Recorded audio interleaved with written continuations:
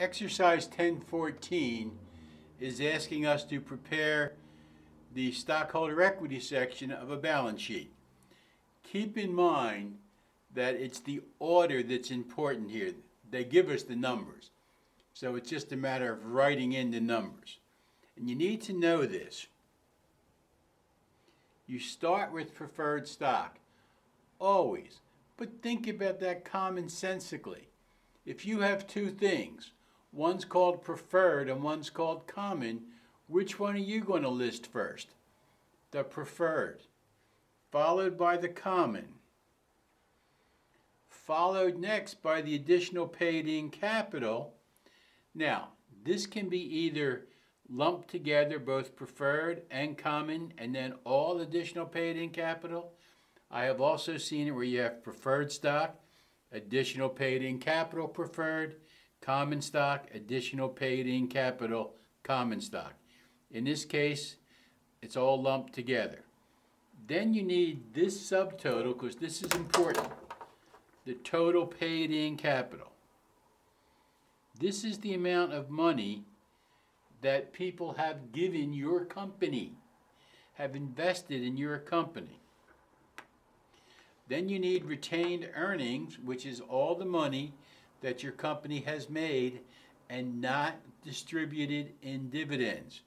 It does not mean cash, it doesn't mean buildings, it's just all your earnings that you've earned and not distributed in the form of dividends. That's the last, and the last thing at the bottom is always treasury stock.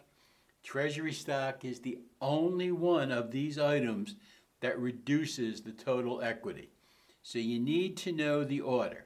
So when we do that, we'll just go through and just bring the numbers right out of the book. They give them to us.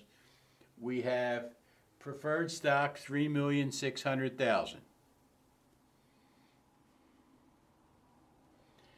Then we have common stock, $600,000. Just a word to the wise, don't think that the preferred number has to always be bigger or the common number always bigger. There's really no relationship. Sometimes they're about the same, sometimes preferred is much larger, other times common is much larger. So don't attach any importance to dollar amount when you're talking about preferred and common. Then we have additional paid-in capital for all forms of stock of $8,800,000. These three items together are our total paid-in capital. And the total paid-in capital here, you add that all together, it comes to $13 million. Then we have retained earnings, which is another addition, and the retained earnings is $2,200,000. And again, they give those numbers to us. What they want to make sure is we know the order and we realize that treasury stock is a reduction of total equity, and in this case it's $850,000.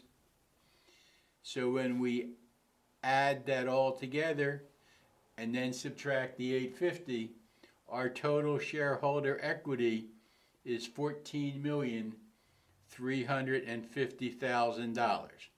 So that's total shareholder equity, that's total paid-in capital. You need to have those two terms. You need to know the order. Order is important. Ready, aim, fire, and ready, fire, aim are not the same command.